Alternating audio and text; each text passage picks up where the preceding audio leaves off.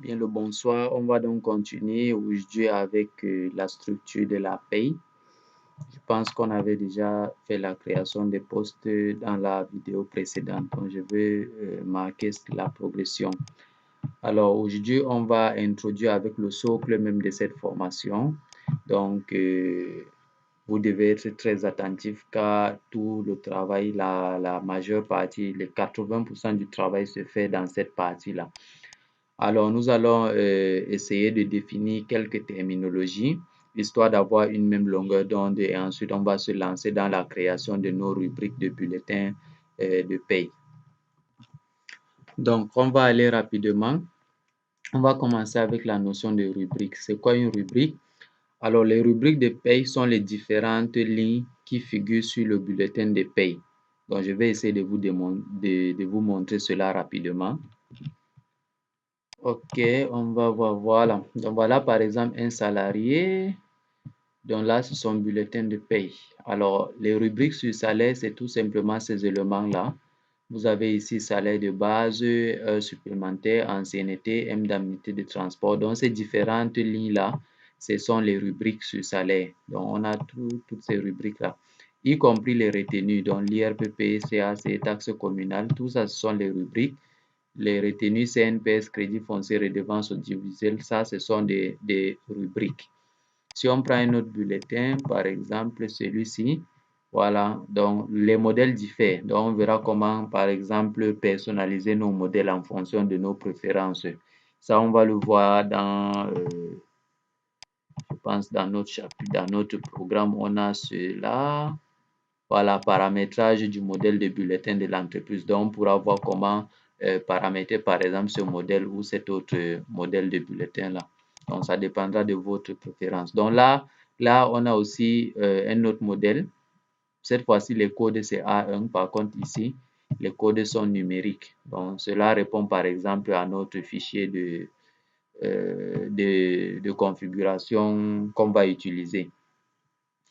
Donc, je pense que vous avez vu les rubriques. Voilà, donc c'est tout ça qu'on appelle rubrique.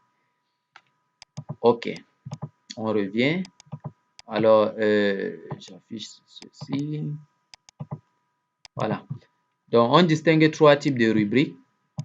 Donc, j'affiche les trois. Nous avons les rubriques de type brut. Donc, on a trois types de rubriques. On a les rubriques de type brut, les rubriques de type cotisation et les rubriques de type non soumis. Les rubriques de type brut, elles font partie de la rémunération brute du salarié et de ce fait vont servir à déterminer l'assiette de calcul des cotisations sociales. Bon, là, on va dire l'assiette de calcul des cotisations sociales et fiscales.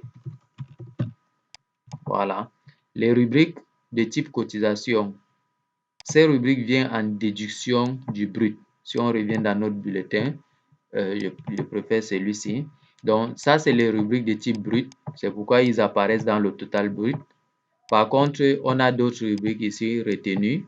Il y a l'IRPP, par exemple, le CAC de l'IRPP, la taxe communale, qui sont des rubriques de type retenu, car ils viennent en diminution de ce total brut-là. Ensuite, nous avons les rubriques de type non soumis. Non soumises, ces rubriques n'interviennent pas dans le calcul de l'assiette de cotisation. Ça veut dire qu'ils n'apparaissent pas dans les éléments de brut. Elles augmentent ou diminuent la rémunération nette. Donc, elles augmentent dans le cas où c'est une retenue et elles augmentent autant pour moi dans le cas où elles ne sont pas une retenue, elles sont un gain et elles diminuent la rémunération nette dans le cas où elle est une retenue. Je vais vous montrer cela dans notre fichier de paramétrage des rubriques. Donc, si on reprend notre fichier ici des éléments qu'on va paramétrer, donc ici vous voyez que tous ces éléments-là sont de type brut, c'est-à-dire ils vont apparaître dans le total brut. Par contre, on a un élément ici qui est l'acompte qui est de type non soumis.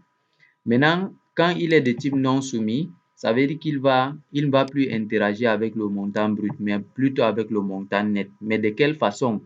Si le montant ici est de type retenu, alors il interagit avec le net en moins. Ça veut dire qu'il va diminuer votre net à payer. Par contre, si le montant ici est de type gain, ça veut dire qu'il est non soumis, mais de type gain, alors il va plutôt augmenter votre net à payer. Donc, c'est un peu ça la logique à retenir. Donc, ce qu'on a à retenir, c'est qu'on a trois types de constantes.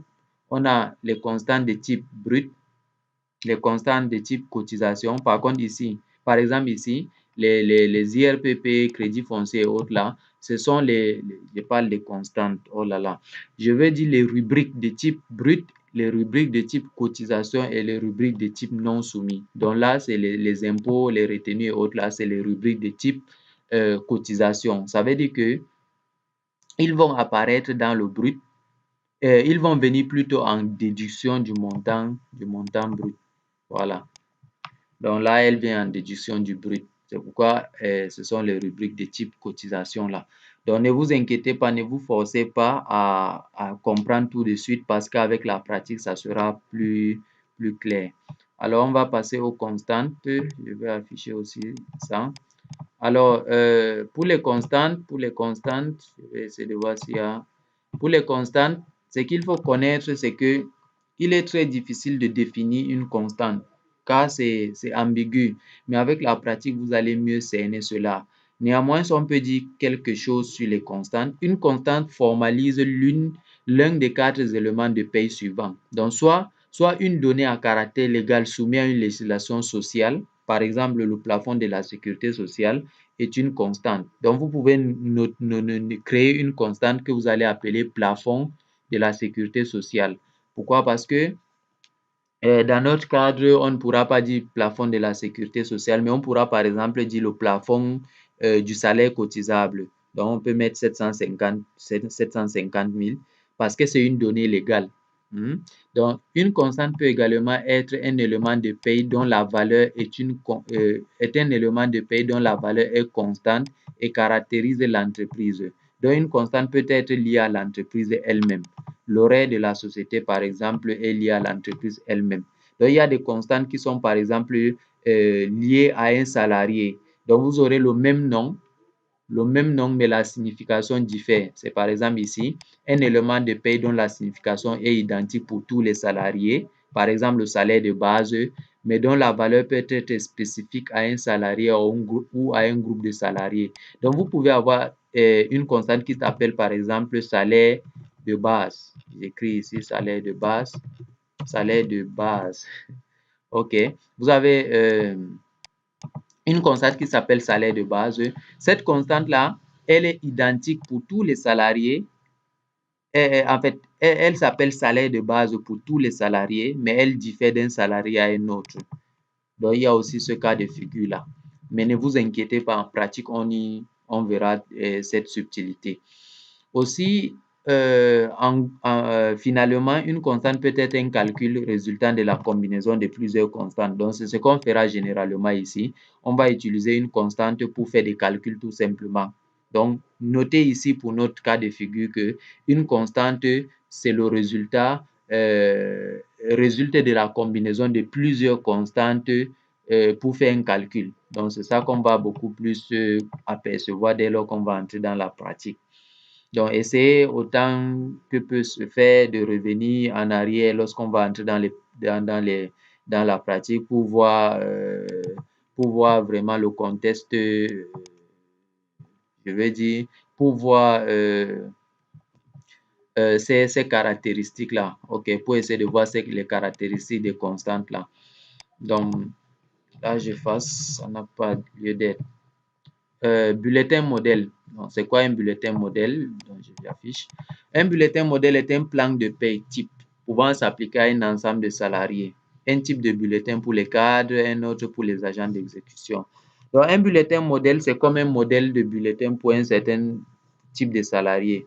Par exemple, vous pouvez décider que les cadres, eux, ils ont leur bulletin modèle qui prend peut-être l'indemnité de représentation. Par contre, les agents de maîtrise, par exemple, ils n'ont pas d'indemnité de représentation dans leur bulletin. Là, on pourra affecter ce bulletin modèle-là à des cadres ou à des agents de maîtrise. Donc, on peut, même comme ça ne se fait pas généralement dans toutes les entreprises. Donc, on a un seul bulletin modèle pour tout le monde.